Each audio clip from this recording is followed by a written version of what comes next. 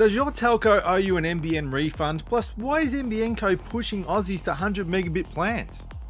And why is the Commonwealth Bank suddenly cashing in on Apple Pay?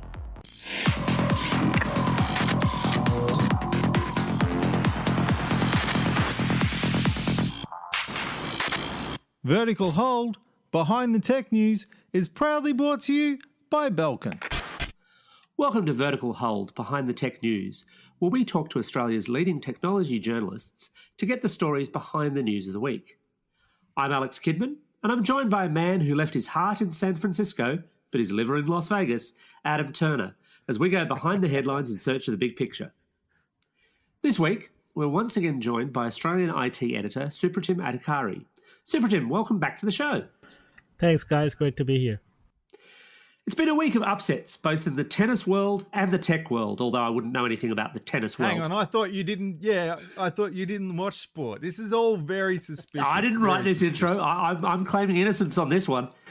Yeah, a likely story. Regardless, this week we're wrapping up the latest developments in the NBN, as well as looking at the Commonwealth Bank's decision to finally cave in and adopt Apple Pay. But first, over to the Vertical Hold Tech News Desk. Adam, what's happening in tech? Windows Phone has been a dead man walking for years, but Microsoft has finally pulled the plug, conceding that its mobile operating system simply can't compete with iOS and Android. After December 10, 2019, Windows Phone devices won't receive any new security updates or hotfixes, and the App Store is also likely to shut down around this time. By March 2020, most of the Windows Phone background apps and services will also stop working as Microsoft puts the final nail in the coffin. Samsung isn't waiting until Mobile World Congress to announce its latest premium handset, instead opting to hold the launch for the Galaxy S10 on the 20th of February in San Francisco. The latest leaks suggest we'll see handsets with punch-hole front cameras and integrated fingerprint sensors, but not in any kind of foldable form factor. Facebook is trying to curb the spread of fake news via WhatsApp by limiting the number of people you can forward a message to. Previously, it was possible to forward messages up to 20 people at a time, but this will be reduced to 5 at a time as the messaging service looks to fight, quote, misinformation and rumours. The change builds on restrictions that WhatsApp introduced in India back in May to curb the spread of rumours which had led to killing. The National Transport Commission is looking into whether we need tougher national road rules for folks using mobile phones while driving. Specifically, they're looking into whether using a phone hands-free or in a designed holder, which is currently legal, should be outlawed due to the potential for distraction while driving. It's also intended to cover wearable devices such as smartwatches, which probably legally count as phones. So, Alex, there's long been debate over how you should and shouldn't use your phone when you're behind the wheel. I thought this had kind of been settled, but what do they want to do now? Well, what they're looking into and what they're looking at the research around is whether or not using your phone in the way that's currently legal, so typically in one of those little screen holders or hands-free because it happens to just be in between the seats or whatever, whether or not that's actually as distracting as that, classic and classically dangerous thing where people have their ears, and heads crooked to one side as they're desperately trying to make a phone call and negotiate the wrong way round and roundabout. And while sending a text. Absolutely. And look, the argument is basically that it may be as distracting. And if it is, that's not safe on the roads. And if that's true, then maybe it should become legally, not a good thing. But it's been in that kind of murky area where, depending on who you asked, you might have got a different response. And there's so much evidence of people being pulled over for legal use of phones to be told by the police on the scene, oh, look, no, you're not allowed to touch that phone at all. You're not allowed to talk to that phone at all. And the police in those instances probably aren't right, but nobody seems to have had a really clear picture on all this. Supratim, how do you use your phone when you're behind the wheel? Do you use it for sat-nav or anything like that? I actually ride my bike everywhere, and I got to tell you, I just listen to music, so I'm not really using the phone as such. I've just got Bluetooth headphones on. But I just want to pick up on what Alex said. Look, the rules here are still very murky. I can't really see where just how much sort of evidence-based decision making that's going on here. I mean, of course, it is. We know that there are people who have bad practices when they're driving, but this whole sort of I don't know if there's any conclusive evidence here on what kind of punitive action you can take. on individual on this behavior, what people are doing with their phones. I suspect one of the reasons this issue has come up again or is getting some more traction now is because we have a lot of people who are using this to make a living now, right? So you got to think about your Uber drivers, so ride sharing, people using ride sharing services, the people using it for delivering food right now. And I think there's a real issue there. I mean, what if you're an Uber driver who really relies a lot on using the phone, to pick up jobs or to use the GPS? What happens if you get picked up by law enforcement? Yeah, it's a tricky one. And it's that classic problem as well where the law hasn't kept pace with technology, but it's still being jumped with what they're talking about right now. I mean, I bought a new car not that long ago, and it's got one of those little, in the middle display pieces, which can use, for example, Android Auto. Now, I don't use that for GPS because I find it super distracting to look at the middle of my car if I need to see the map. Actually having something on a holster, up near my head level, to me is a lot less distracting. But under these proposed regulations, one of those things would be legal, and to me, it'd be the more distracting one. Yeah, I totally agree with you, Alex, on that. That can be just as those sort of middle of the dashboard things could be just as distracting, if not more sometimes, than having the holstered phone.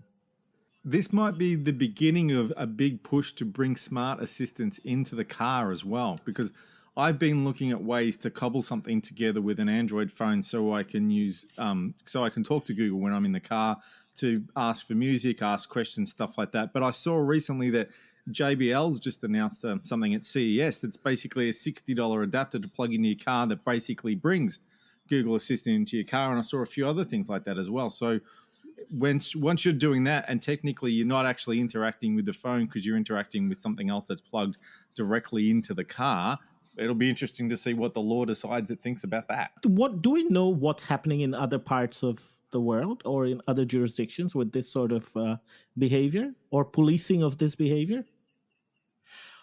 It seems to be the same kind of murky thing. I've just been over in the UK, and I wanted to look up those rules to make sure I didn't get pulled over by a bobby while I was there.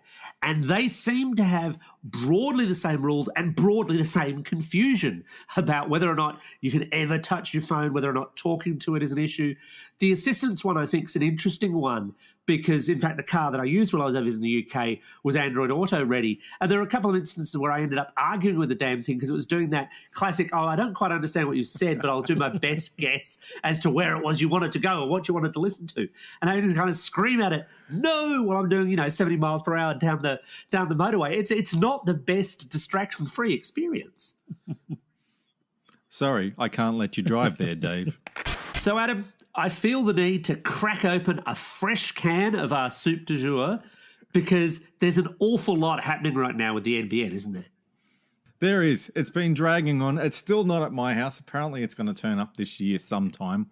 The big thing they're talking about, one of the big things they're talking about at the moment is the ACCC said to telcos, look, you've been charging people for speeds they could never, ever get, so you've got to give them their money back. They went and contacted 140,000 people, and 90,000 of those are yet to reply. So there's probably 90,000 households out there who your telco owes you money, NBN owes you money. You really need to reply to that message.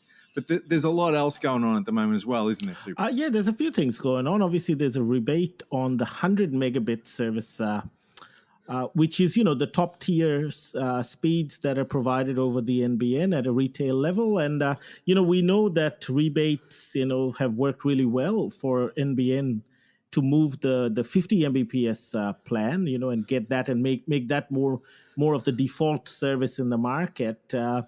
So it's interesting. Clearly, we can see that in 2019, NBN Co. is now really starting to address that issue around growing its revenue, right? And it's always been a sort of that unknown that can NBN Co. really significantly increase the average revenue per user. That is critical, up to, I think it's $51 right now, or $52 that they need to hit.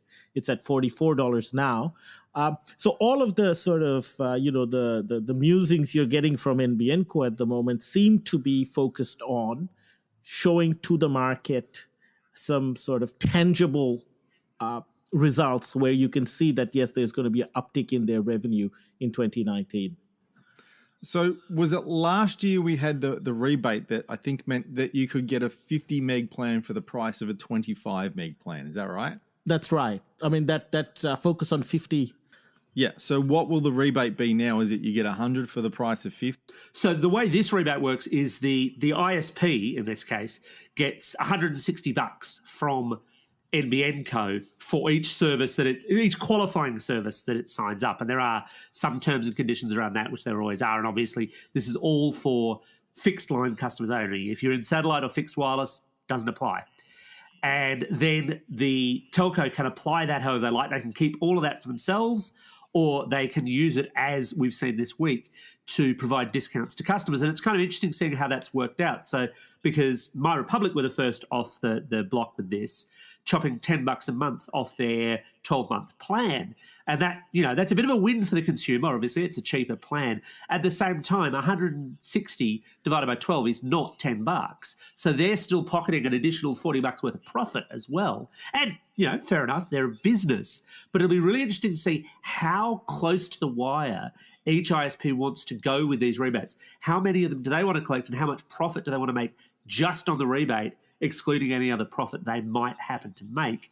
It's also kind of interesting just within that scope of the number of consumers who aren't quite getting the speeds they need and who might be sold a 100 meg plan and in fact fall into that ACCC trap. So the nature of this rebate then is obviously not quite as what the focus on 50 was, which was clearly focused on helping the capacity issue and the CVC, how much capacity the telcos were actually buying at per user. So this one's slightly different. I know the telcos last year, some of the telcos have been agitating for similar to the focus on 50, a focus on 100 type, discount pricing coming through at some point. I guess we'll have to wait and see if NBN Co feels confident enough to put that out in the market, because, there are critics of the NBN who believe that we may well see 25.5 make a resurgence, sort of a return, into the market moving forward. Well, that's very much dependent on whether or not the ISPs can still make enough money out of those 50 plans they signed everyone up to. And the same is true for this 100 scheme, because that rebate only applies through to the end of June. But by and large, the telcos seem to be pushing people towards 12-month plans. So presumably there's enough of a buffer in their existing, profit margin to cover that. But after 12 months, if they suddenly said, hey, we're putting the price of your plan up by $10 a month, I wonder how many consumers might go, oh, maybe that 50 plan's good enough for me.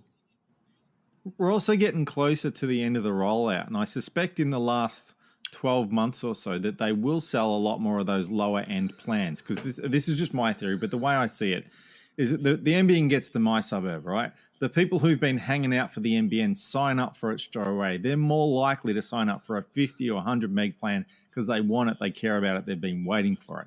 Everyone else is like, oh, yeah, whatever. So you eventually get down to your 12, 18 months later when you have to move across. And those people who don't want it and have got no interest in it are finally moving across. These people aren't going to be buying 100 meg plans, because if they want a 100 meg NBN, they would have jumped in a year ago.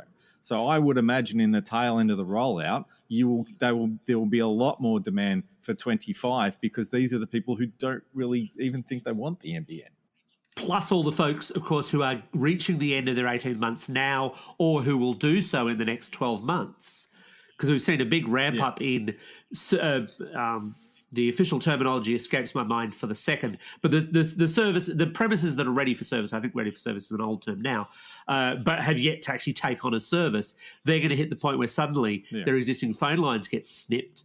And they, they're left without a choice. At which point, I think Budget City is where they're going to head. So, I think, we have to take it for what it is, this discount or whatever temporary rebate they're putting in. I mean, of course, from a ARPU perspective, from a long-term revenue perspective, NBN Co's core focus will need to be business customers, and they are making some movements on that front as well. And I think there'll be a fair bit of focus on that, I believe, from NBN Co as well, moving forward to the middle of, to this year, but, around May, June, lots of announcements on what NBN Co is offering to its business customers.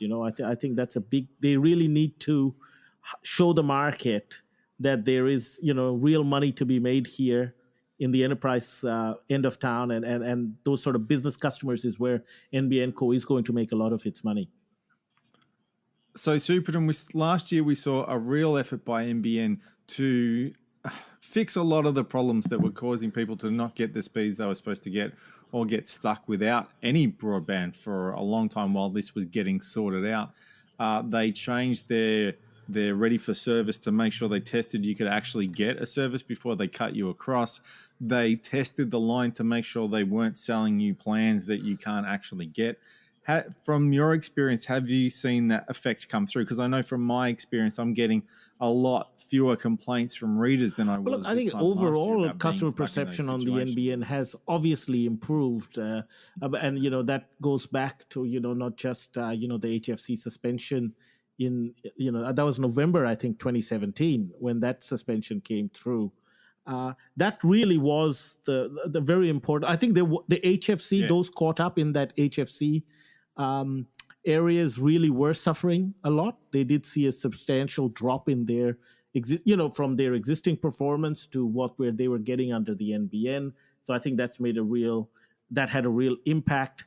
If you see coming to the close of 2018, most of the conversation around poor service delivery had also moved on from the fixed to the fixed wireless portion of the network, as people were really starting to see capacity constraint there. So overall, customer perception is improving. We are going to see a lot of the fiber to the curb deployment start to take shape as well, especially here in Melbourne. So I think those sort of things, there has been an improvement. But, the core issue around the NBN continues to be its economic modeling, the business case itself. As I said, there's still doubts on where it'll actually hit all of its financial targets. And, we are probably going to see the telcos continue to agitate about the wholesale prices, right? Whether NBN Co has any room to move or not, we don't know that. But there is that federal election as well coming up. So obviously the rules of the game may change post the federal election. So speaking of, you're talking about fixed wireless. Now, 5G is the elephant in the room here, and Optus is very close to launching their 5G fixed wireless. I strongly suspect that we'll be talking about it on the show next week. What kind of an impact do you think that 5G fixed wireless is going to have on obviously NBN it's a topic that generates a lot of headlines and comments, but I think most of us, most of us who are involved in this industry a little bit or read a bit about it know that, that sort of facile argument that 5G essentially makes NBN redundant clearly that's not going to be the case. But I think the challenge here is that question of just how big impact will 5G have in the margins for NBN Co, right? On how many homes in high value areas could NBN Co potentially lose thanks to 5G technology, which it's going to take some time really to come into the forefront, in any sort of a meaningful way. I mean, sure, there's going to be lots more testing and there'll be localized use cases where it'll start to look really good. But, to kind of really make that impact on NBN or NBN Co's business model, we would have to see a, fixed wireless service that is being picked up that's being marketed very aggressively and has a very high adoption in the sort of high value usage areas, right? And I can't see how that'll happen or how long it'll actually take for that to happen. I think it's just going to be such a minnow. Not that 5G technology isn't exciting and interesting, but if you look at what the NBN fixed wireless ISPs are doing at the moment, they're resisting a push to report typical evening speeds in the way that you get for a full fixed line service, because they're saying, oh, look, it's too variable, it's physics, and it is. And the same is true for 5G. 5G might have a higher speed peak, but the troughs are still going to be just as bad. And we're yet to see, absolute concrete detail on how far and wide Optus is going to take this. And you then combine that with, mobile broadband, little mobile hotspots and so on. They're a thing, and they've been a thing for, a very long time. But the statistics do not suggest that a huge number of people actually take them up. Even now that we live in a world where you can get theoretically unlimited, in air quotes, mobile broadband services, although notably, of course, Optus has not jumped on that bandwagon or jumped back on that bandwagon. Yeah, look, I'm with you on that, at all. Alex. It will be, it really is such a small, from that pure, of how many homes it actually takes away from fixed. It's going to be a fairly small number. And doing fixed wireless, 5G fixed wireless, it's not a walk in the park. It's quite expensive. So you got to really think about what the business models are going to be as well. From I guess Optus will be the first, will give us, I guess, a glimpse into what that's going to be. But right now, I would imagine the whole 5G hype or the 5G conversation is really about the existing operators to really just beef up their 4G services, and sort of market it in a way where you can have more consistent services provided to customers. And I think, as those new modems become more widespread, I guess that level of continuity in service that a retail telco can offer to a service, to a customer, right? That if you're on your NBN, that's great. But if the NBN drops out, that's okay. You're not going to see any change in your service. There'll be continuity in service. There's no dropouts. There's no buffering. You still get a service. So I think maybe that's probably what we're going to see over much of this year and probably the next. And then, of course, the smartphones will come with 5G capabilities, and then that's a whole different sort of ball game there. So, Alex, the Australian banks and Apple haven't really seen eye to eye when it comes to things like mobile payments, but they're slowly starting to cave in. What's the latest? Well, it depends on, to borrow an old advertising term, which bank you're talking about. Because when Apple Pay launched in Australia, it did so with American Express, which it has its own user base and some interesting retail strategies of its own.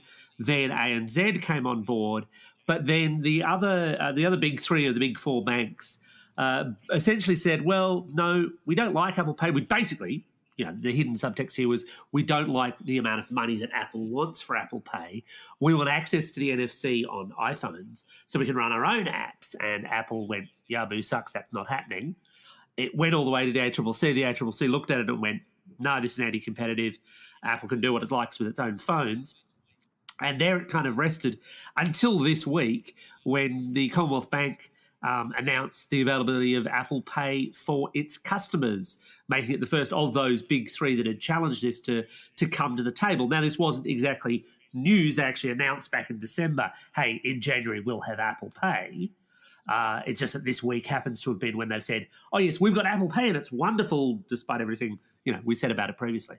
Supratim, if the Commonwealth Bank has said yes to Apple Pay, ANZ said yes to Apple Pay, do you think the NAB and Westpac can hold out for much longer? And I think that's mainly because it is CommBank that has sort of agreed or buckled to the pressure here because, CommBank, just by the sheer weight of its, its presence in the market, holds that kind of, that place of primacy. So now that CBA has sort of conceded to Apple, I won't be surprised at all if we see Westpac be the next one or the next cab off the rank and start Apple Pay.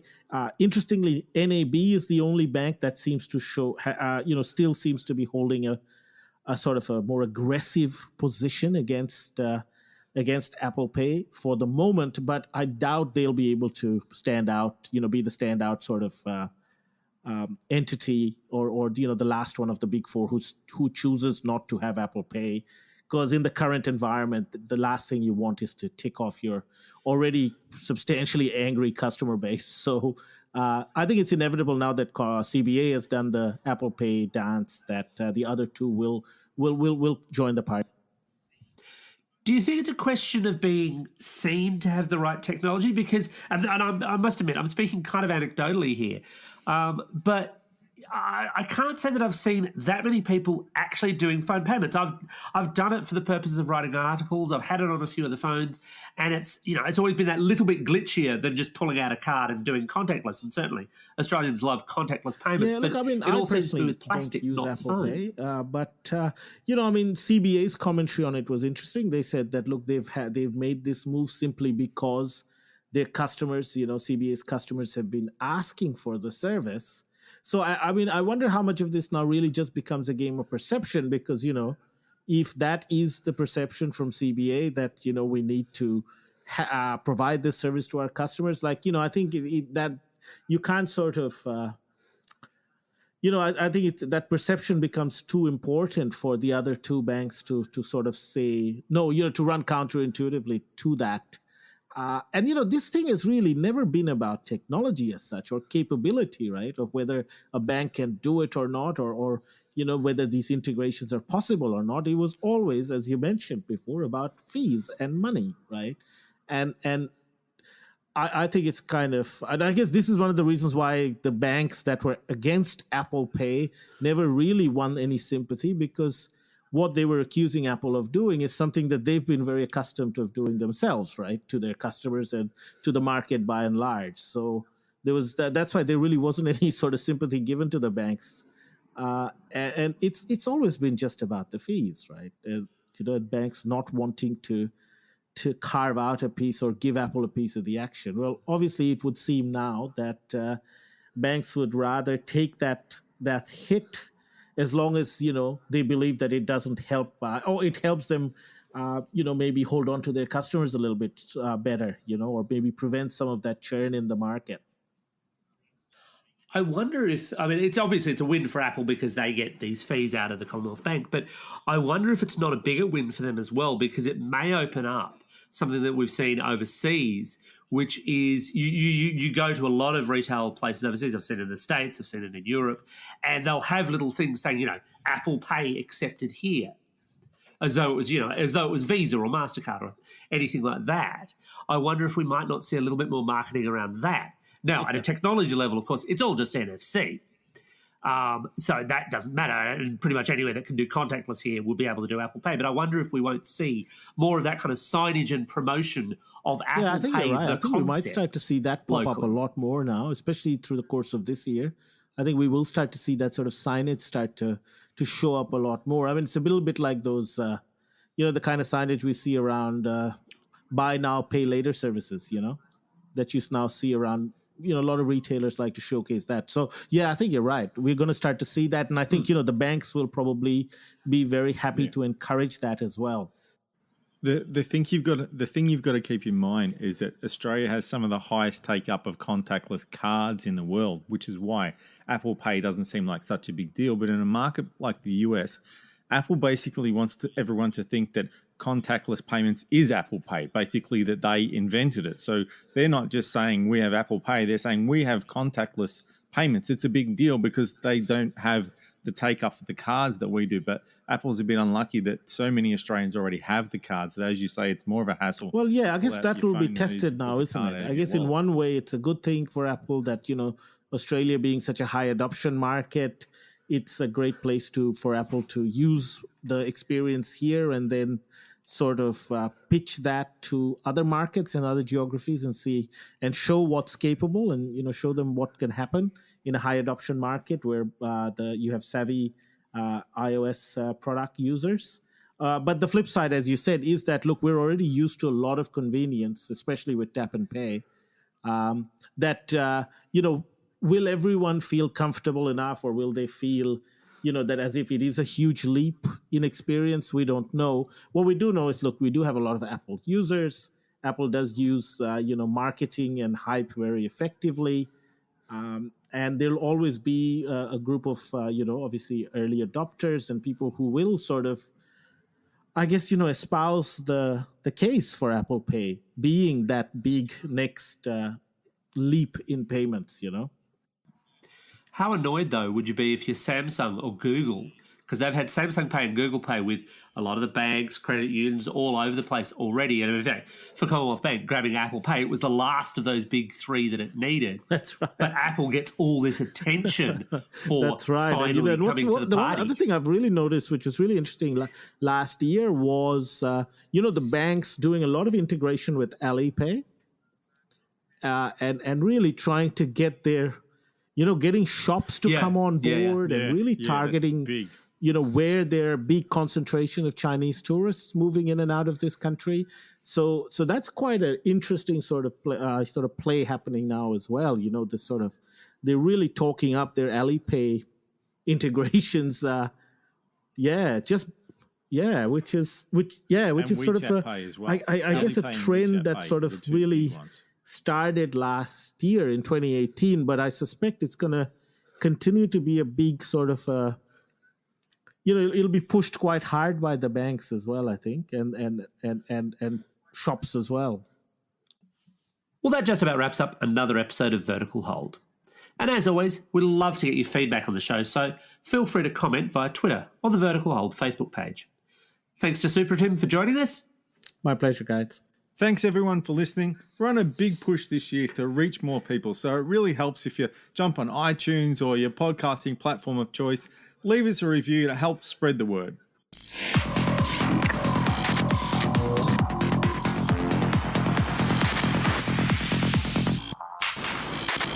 Vertical Hold, Behind the Tech News, is proudly brought to you by Belkin. Captain Cook's going to go to everyone's house and give them a $20 rebate on broadband.